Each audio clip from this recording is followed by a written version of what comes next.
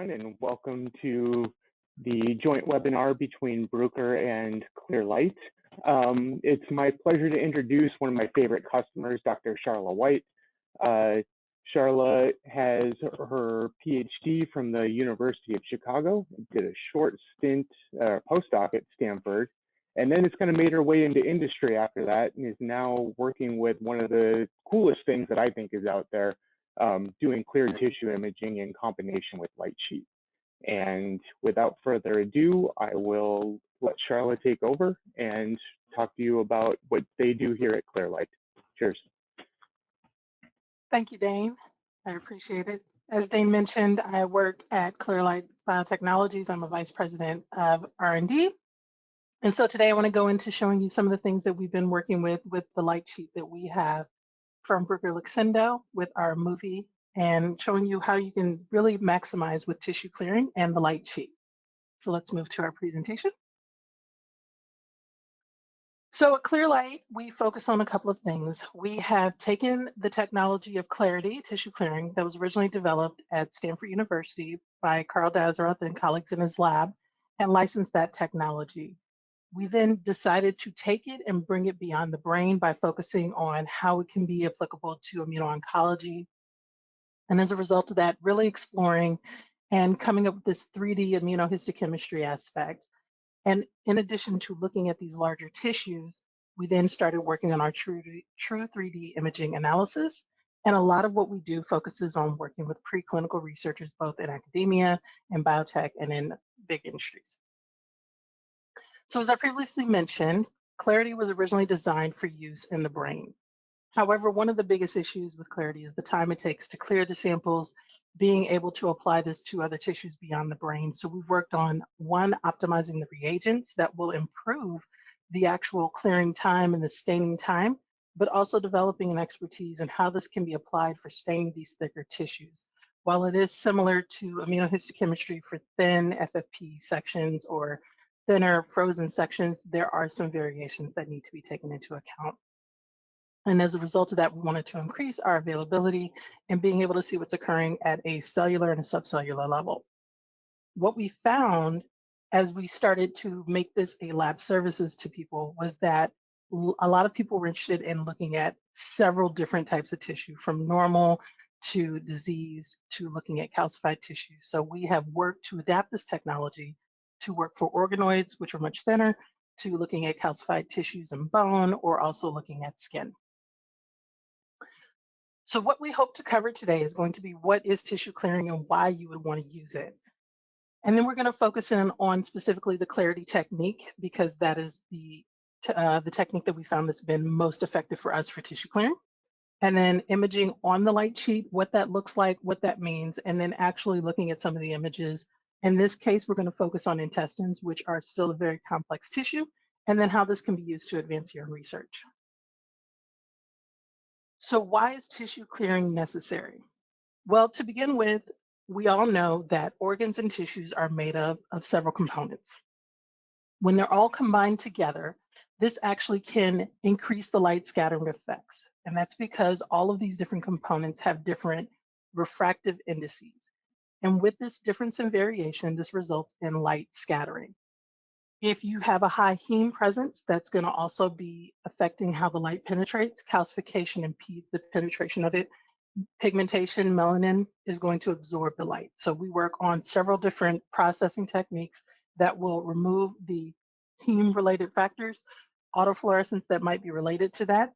We work on removing decalcification if that's necessary, and then also removing those light scattering lipids. And as a result, you'll do a refractive index match at the end that's going to allow you to image. We'll focus specifically on the protein aspects of it, but small molecules within the tissue, and then you can move forward in doing that. However, it's not just about doing a refractive index match. Tissue clearing isn't necessary for all tissues. If you think about the gold standard, which is FFPE, these are ultra thin sections, or what we consider to be ultra thin, which is they're typically anywhere from 2 to 20 microns. Then you can do a cell pellet. These can range in size and thickness. They're also on the same scale as organoids or spheroids, which can also vary depending on what stage they're in, how long they've been growing. As you increase your thickness and you start to move beyond 100 microns, and this can still apply to a cell pellet that maybe is left intact or has been sectioned, you're going to start to see an impact on the light scattering. On the surface, your image and your signal is going to be very sharp and clear. If you just do a refractive index match on your tissue and you don't do any type of tissue clearing approach, what typically happens is you'll have a very sharp signal and then you'll reach a certain depth, and then all of a sudden your sharp signal is going to become blurry or fuzzy, and that's when you know that the light scattering is starting to overpower the laser that is going through the tissue. At a deep enough depth, the laser isn't even able to penetrate into the tissue. So as we increase the tissue complexity or the thickness of the tissue, you're going to increase the impact of light scattering and autofluorescence. All of this doesn't take into account if you're working with calcified tissue or pigmented tissue, which is a different aspect as well. Now, we're going to focus on clarity, which falls into the aqueous bucket of tissue clearing techniques, but there are several different types. Organics tend to be based with solvent-based methods. They will look clear. And then, of course, you've got cubic and scale, which tend to fall in the hyperhydration bucket. Clarity, similar to CDB, which is an immersion, or switch, which employs temperature, are hydrogel-based methods that are going to allow you to maintain the structure as you remove the component that's impacting that light scattering effect. Regardless of what tissue clearing technique you're using, the general takeaway is that you want to establish one uniform refractive index equilibrium. And when I say that, that's essentially, if in this rendering, if you have a pipette, you stick it in a tube of water, from an angle, you're still able to see it. If you have your refractive index matching, the pipette is still present in the tissue. However, you don't see it. It allows the light to go through it. And that's going to be a key part of doing this and a key element that you'll need if you want to employ a light sheet microscope for looking at your tissues. So our clarity technology is a very straightforward approach. You supply a fixed tissue. You're going to fix your tissue with either 4% paraformaldehyde or 10% neutral buffer formalin. Your tissue, for clarity, can be fresh, it can be frozen, or you can start with an FFPE block.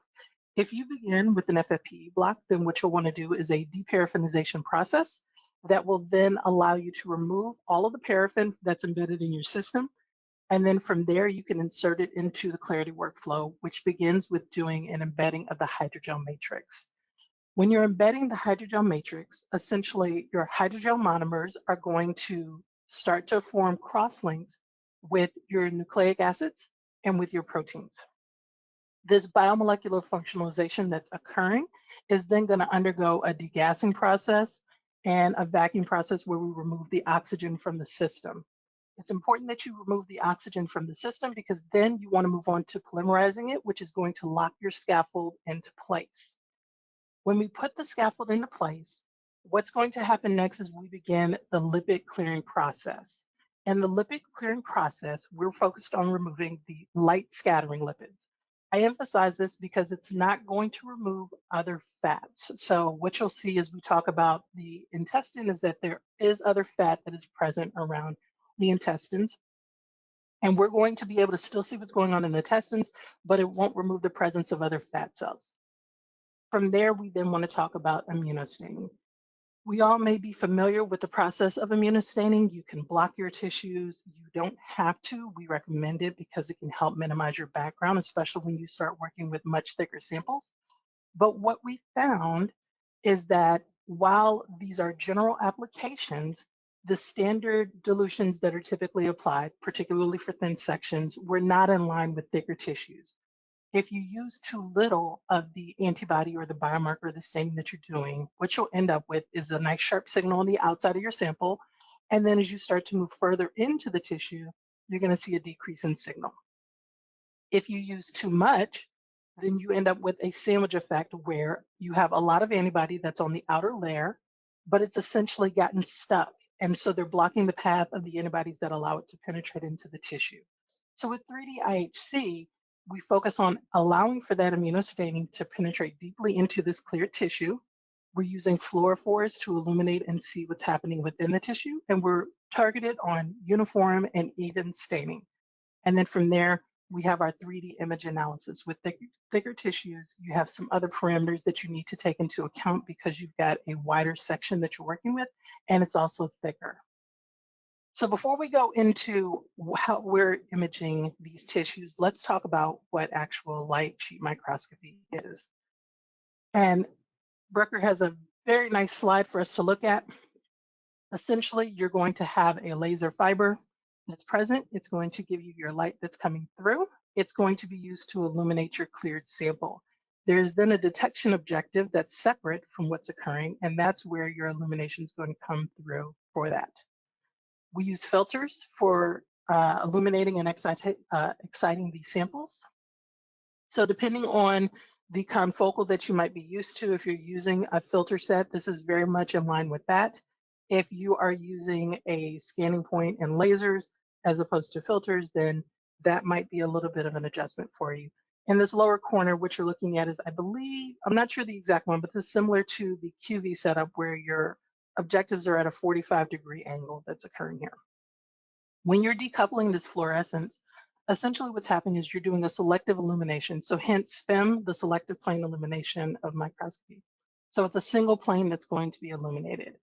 Why is it important that I point this out? Well, if we compare what's happening with confocal microscopy to light sheet microscopy, in confocal, it's a point-wise scanning that's occurring. We have the plane of interest, or in the case of doing a Z-stack, you'll have your area or point that you're focusing on in the field of view. With the confocal microscope, you are illuminating and detecting from the same objective, so the signal is going throughout the entire area of the tissue that you're doing. It scans through. If you're doing a tile scan, maybe you're doing a serpentine, maybe you're going left and right if you have a specific pattern. But essentially, when it's all said and done, your entire sample is continually having a laser that's being shot through it as you acquire either your individual plane or you're acquiring your tile scan of the sample. When you talk about light sheet, again, we're illuminating the sample, but this time we're using just one single light sheet to illuminate your sample. And now your entire sample is not being exposed to a laser, so you don't have an increased risk of photo bleaching if you don't acquire your sample in a timely fashion. By illuminating with the laser through one objective and detecting through the other, you're able to quickly acquire the samples without the photo bleaching risk. So then what does this look like overall from a timing perspective? Well, if you wanted to look at a whole mouse brain and you wanted to use a 20x objective, with the same high resolution, so you're doing a 1K by 1K, it will take you about 50 days to image a whole brain versus approximately 4 to 5 hours on a light sheet. There are a lot of different factors to also kind of talk about that haven't been adjusted, but including how you're going to find a 20x objective with a long enough working distance to image a whole mouse brain. Often you can have a specialized objective that's made, but the typical commercial one has a working distance that's less than 1 millimeter. So what are we working with here at ClearLight? We have a MuVi SPIM single detection microscope. We have both a 4x and a 20x cleared sample octagon. And for us, what we have is one detection objective and 2 illuminating objectives. In this image, you can see we're working with a chamber size. There's a sample that has been mounted onto this. This is our controller that's going to move the sample. We have 6 laser lines. We work with 405, 488, 561, 462, 685, and 785. You'll notice that the standards that you're looking at, 405, 488, 561, and 462, are commonly found on confocals. We want to expand and make the most of the spectrum, and we have that opportunity on our MuVi to be able to look at these far red, near infrared channels. The other thing that is a valuable part of our light sheet is that we have a mag changer. So we're able to use one objective, as you're seeing here. In this case, this is our 4x objective. And there's a mag changer that is not shown in this shot. But what we can do is we can go down to a 2x magnification, or we can increase up to an 8x. We also have a 20x objective that we can color correct for our refractive index matching. So this circles back to the different techniques that you can use for tissue clearing. and you can adjust your refractive index because each of these techniques have their own refractive index. For clarity, it's 1.45. Now, if we look directly into the chamber, you can see what that rendering showed you. We've created a sheet of laser that's going through. We're going to move our sample into the laser line. So the objectives in our MuVi setup are fixed. The sample is going to move into the sample. It's going to pivot. The field of view is going to be modified and moved into the detection objective in order to capture what we're after. I point this out right now because with the chamber size, you can imagine there may be some limitations with that. After you've acquired your image, we have a wonderfully embedded image processing software that we then put on our data storage processing unit, also from Brooker. So you set it, you do your image processing, you're able to then quickly process possible terabytes of data for this and then get a great image. Anyone who's done any type of large sample tile scans on confocals, you understand that as you reach the hundreds of gigabytes on a confocal, you're pretty much maxing the system out. So the ability to still capture these higher resolutions and be able to attain terabytes of data with the system able to manage it, you'll understand how impactful that is. So we have this chamber, but what are the other issues that you need to take into account when we're talking about light sheet microscopy? Well, first, based off of the sample chamber, you need to make sure that you are able to fit your sample into your entire sample into the field of view. So you need to be able to navigate within that space. And this is where being cognizant of the size of your sample and your target of interest are going to be paramount.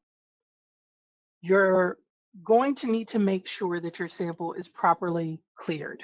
And properly cleared is more than just it looks clear to the eye.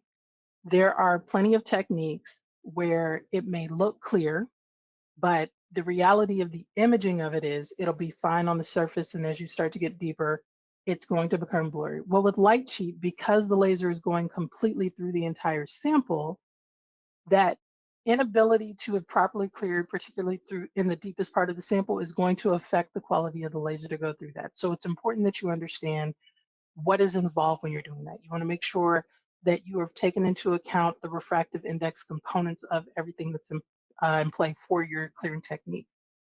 And then, of course, you're going to be limited in how you acquire it.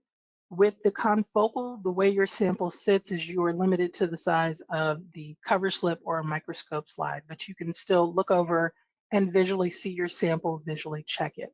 Because your sample is lowered into it in our particular configuration, you essentially have to gauge where your sample is in order to assess where you might be. It's essentially flying blind a little bit. You are wholly reliant upon your detection objective and what you're seeing once you have your illumination going. So again, it's important that that clearing is done properly when you're doing tissue clearing. As you increase your magnification, so as you make this jump from 4x to 40x, your field of view that you're imaging is going to get smaller. If you're familiar with microscopy, this is not anything new with you. The upside is that when you're doing 4x or you're in the lower range from 2x to 4x, you have a longer working distance when you're working on the light sheet. When you increase to the 20x objective and you're working in the range of 10 to 20, you still have a very increased working distance. So our objective that we're using has 8 millimeters, give or take 1. However, our field of view is smaller. So as we start to talk about capturing the sample, typically if you're looking at a whole brain or a whole tumor, we typically recommend that you stay in this 4 to 10x range for whole sample imaging. That'll give you a good overview of what you're working with, and then it will allow you to focus in on what might be a region of interest for you. If your sample is smaller, you can start at a higher magnification, but keep in mind that the bigger your area and the higher the magnification, the greater your data set is that you're going to be working with on the back end. So while in theory we're used to gigabytes, those seem pretty small. When you start talking about terabytes, you want to make sure that you are able to handle this type of data on the back end, and it's something you want to be very cognizant of. So let's talk about our actual samples. In this case, I'm showing you an intact mouse intestine. We took an entire small intestine, we sectioned it into thirds. But on the left, we're looking at a sample that has been fixed, and now we've done the HM embedding for it, but we haven't started the lipid clearing. You'll notice there were some things inside the intestine that we did not remove, but we have this distortion of the light that's coming through on the bright field, and that's because we have a refractive index mismatch and we have light scattering that's occurring. We then put it through the process of the clarity lipid clearing, and now you can start to see that the letters are coming through.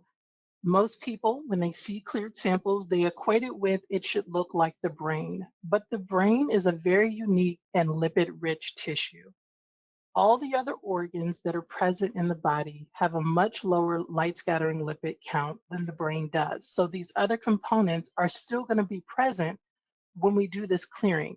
And that's why this refractive index matching becomes imperative for what we're doing. You now see that once we've brought everything into a uniform refractive index, we're able to see all of the lines through it. And there's still a little bit of color, but in this case, we didn't do a decolorization. And then there's still going to be some fat cells. So there's still a little bit of distortion. The sample is also not flat. So you need to think about that. Is your sample curved on the top? There's going to be that distortion when it's coming through. You shouldn't expect to see sharp lines going through your sample if your sample has a shape to it. I would like to point out that what you can also see on the side here with the clearing is that some of that texture that we're going to see when we do the immunofluorescence on the intestine coming up. This other image that we're looking at is now going to be a very small section that's been cut open. So we're looking at the cross-sectional profile view filleted that we have. So once we do the clearing, we're at 1 day. You might be inclined to say, this looks clear, and this could be clear. We're still seeing a little bit of discoloration, but this is going to be a result of the mismatch in RI. As we continue to clear the sample, you're now able to see more of the letters that are coming through. The shape of the sample is continuing to retain itself.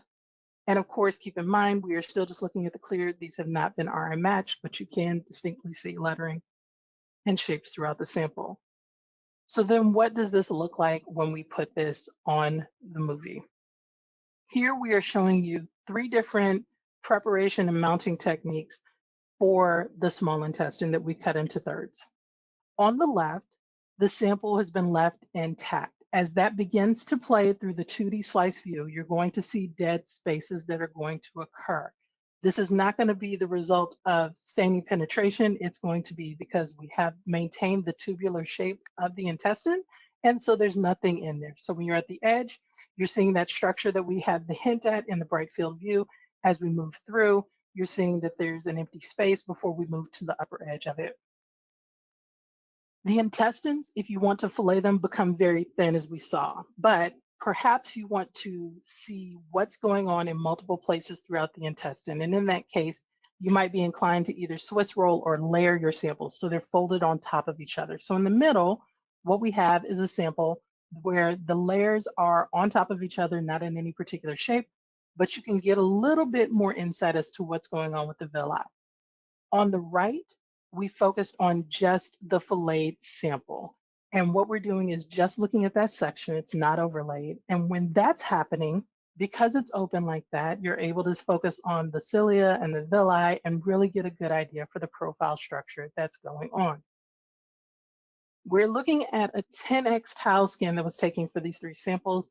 And while it doesn't appear this way, this is about 300 to 400 fields of view that have been stitched together as a result of that image processing. The other thing I'd like to point out while this is playing is that we've pulled from 3 different sections, and you'll also see that the expression that's occurring for the small intestine is also varying, even though they were all stained with the exact same multiplex panel that's been noted at the bottom. So then what happens if we're looking at the same panel and we want to look at a small intestine versus a large intestine?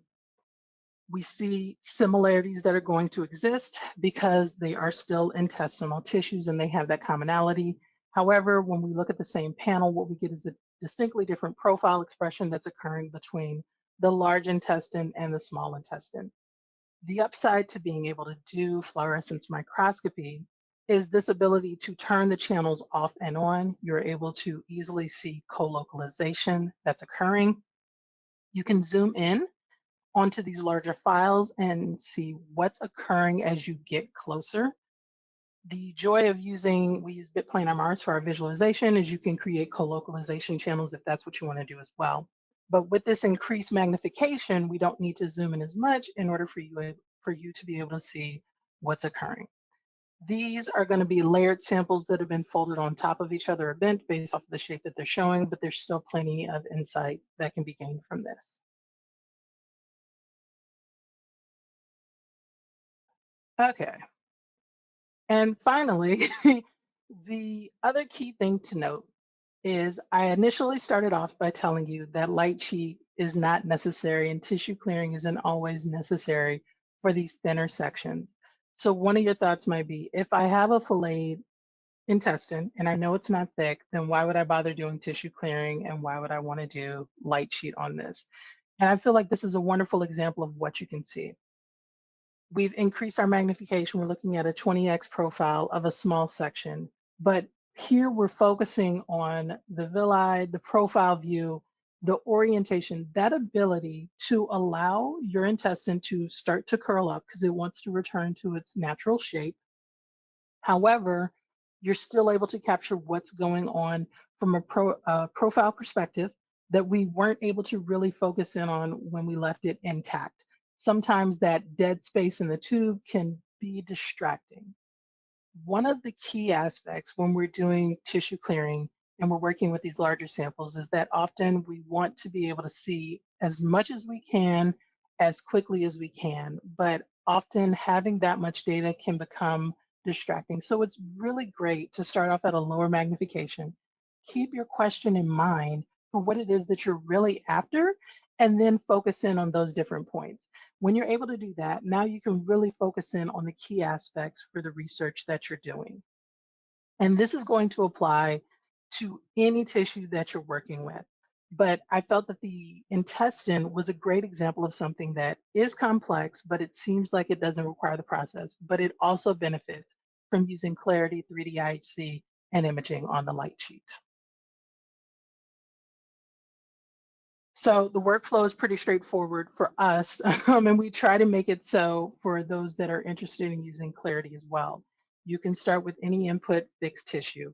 We highly recommend that if you're fixing your tissue that you only use 4% PFA or 10% neutral buffer formalin. There are several different fixative options that are available to you. However, what we have seen internally is that sometimes different fixatives can impact both the clearing and the immunostaining that's going to subsequently occur, which can then be detrimental to your imaging on the back end, and we don't want that for you. You'll go straight into your hydrogel embedding. That's a very straightforward process, and then you do your lipid clearing, your immunostaining, and then you move into your 3D imaging on the light sheet. As I previously mentioned, imaging is much faster. The images are high quality on the light sheet compared to the confocal, and we highly recommend it. It's wonderful because with Clarity, you can then go back, destain and restain your samples, and you're able to put a greater utilization and risk without worrying about that burnout of photo bleaching. And then finally, you want to be able to do your 3D image analysis. Often that 3D rendering of the samples can be, what's the best word to say? It can be a lot. Some people want to jump straight to the analysis, but before you begin that, because these are larger files, it's important that you really think about what your question is and how you want to approach it, because now you have a significant amount more data that you're beginning with. So as I mentioned before, tissue clearing is its own separate application, similar to us finding antibodies for Western blot or flow cytometry, or just even a standard IHC with paraffin or frozen tissues. It's not a one size fits all. So we've worked hard to identify antibodies that have been optimized. So when we talk about optimized antibodies, we are establishing that one, they're actually feasible with the Clarity process, and two, that you have the right concentration that allows for that even uniform distribution of staining that we can see when we do 3D IHC. So final takeaways. Our tissue clearing can provide a lot of valuable insights for what we're doing, but the proper clearing is going to be essential. And that does not matter what tissue clearing technique you're using. You're going to want to make sure that you have properly cleared your tissue. Clarity and 3D IHC allow you to maintain that tissue structure. You're able to retain your biomarker targets. It is not negatively impactful on your endogenous stains. You can also use special stains. You can do eosin, you can do picroserious red, Nissl staining. All of these are alternatives that you can also stain your tissue with if that's your target of interest. Imaging on the light sheet is very fast. You get high resolution imaging. You have a wide range of imaging options. Often on a confocal, you have to select your objectives when you first purchase the unit, or you've come into a lab and these are the objectives that they have and you're limited by your working distance. The light sheet allows you to have the smallest working distance is going to be 8 millimeters. And when we put on the 4X, it's about 30 millimeters. So you've got a wide gamut and a lot of room to work with your tissues. And then finally, when we're talking about these different complex tissues, again, we focus on the intestine, which seems like it wouldn't benefit from it. And I hope that I've been able to clearly demonstrate that you can leave it intact, you can section it, you can layer it, you can look at a single profile for it, but you can still see the benefits. And having that flexibility to do all of that with our techniques and on using it with the light sheet, you're able to really advance your research. And this is going to apply to all the other tissues that we've talked about as well. So as I wrap up, I want to definitely say thank you to Hannah Buck and Neha Thankar. There are research associates that have also helped to work hard to put these beautiful images together and to make this process.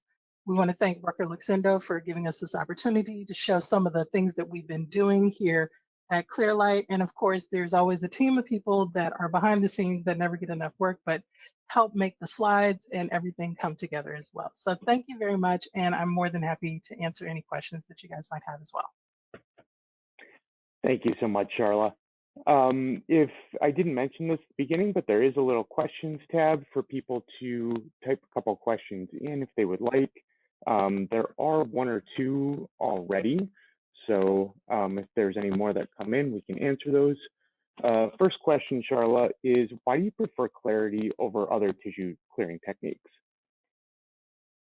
So, moment of truth, I joined this company. They had already licensed Clarity. I looked at the papers and I was moved and astounded with being able to move it beyond the brain. It was exciting. I was working in the cancer immunology department before I came here, and the impact of being able to apply this to the immuno-oncology field was great. Since I've been here, we've done an internal study. We have compared a couple of organic methods in addition to a hyperhydration method, and that is on our website. It's tissue clearing comparison on the CL Bio website. But what we found is that if we took the same tissues and we applied these different tissue clearing methods and we followed the published protocol that was present, that there seemed to be a loss of signal or a loss of protein retention that was occurring. Now, maybe there's an increased variation of antibody staining. So certain antibodies work with certain tissue clearing techniques, but it also appeared to us that an epitope retrieval might be a factor for some of the other methods that we haven't observed with Clarity yet. Great, thank you for that. Second question that came in is, what is the typical size of your light sheet data set? That's a really good question. Our typical size is about 0.5 terabyte. Honestly, if we do a light sheet image data set and it's 0.5 terabyte, we think that we're running small. That being said, our average data file that we get off of the confocal is 200 to 300 gigabytes. So we get concerned if we've generated a data set that's maybe 4 terabytes. And what we're taking into account is what's the size of the tissue? Should we increase our step size? You know, just because you can do a step size of 5 doesn't mean you should. And so sometimes by bringing that down and saying, hey, it's a whole brain, but let me do a step size. Most people do 20. So if I do 10 and I'm down to 2 terabytes, then that's acceptable for us. We do tend to do a little bit more with our system, I think, than the standard approach, which is why we are so thankful that Dane has worked with us in this process. We work on pushing the system to the limits in addition with our technology. So you can expect at a minimum at least half a terabyte, but it's very easy to acquire a 9 terabyte data file of one sample. All right, next question. The clearing removes some elements from including lipids. Do we know what's lost in the clearing process? Yes and no. So there have been a multitude of modifications that have been done, but the true assessment of doing that, and one of the things that we're working on internally that we is not public ready yet, is assessing what that loss looks like from RNA, DNA content, and protein. We are putting our samples in a hydrogel. Typically, there's some sort of effect that happens with the tissues. We know that there's a loss that occurs with FFPE. That is a standard technique. And so it's just trade-offs and compromises that are going to exist from any application. I think often everyone is very much comfortable with the FFP technique that, we kind of gloss over the fact that we are dehydrating the sample and we are manipulating that tissue too. It's just what we're used to because it's been around for so long. All right, we've got two more questions here. How much volume / solution of the primary and secondary antibodies is typically required for this sort of technique? That is wholly reliant on the size of your tissue that you're doing. So for instance, an intact intestine is going to require, if we do just the third, I think we did maybe 500 microliters of that. If you're talking about a whole brain, you're going to need millimeters. And so one of the things that in our reagent kit that we point out that hopefully people don't gloss over is that the well size that you're using, you want it to be big enough to hold your sample for it to be fully submerged, but you don't want it to be too big because the larger the well or the larger the tube, the greater the volume you need to cover it. You want to make sure that your sample is completely submerged as possible. And then the other thing to keep in mind is with standard IHC techniques, typically, maybe if you're using 100 microliters, that might be a lot for your sample. But again, if that's wider, you're using a greater volume. If it's smaller, you can use less. Those dilutions are also much lower. I think the standard range, you can do anywhere from a 1 to 1,000 dilution. If you're really lucky, you can do 1 to 5,000. That doesn't fly with these thicker tissues. We typically start with 10 microliters. And for really great antibodies, we're able to go down to say like 2 micrograms per microliter. But sometimes you need to go up. If you have a highly expressing marker, you need to be higher. So what we found is if you're doing a tumor, pan-cytokeratin has high expression, you need a higher concentration of that. Otherwise, you'll still, even though you get great penetration, you're still going to suffer from not having enough antibody for all of the biomarker that's present to absorb it. Great, thank you for that. And then the last question, have you tested this clearing technique on dense tissues such as kind of mouse testicular tissue or organic typic explants? I have not done testicular tissue. We have done femurs, we've done heart, we've done liver, we've done kidney, we've done eyes, we've done a fair amount. The list is constantly growing. I know that Clarity has been applied to plant tissue. We haven't done plant tissue.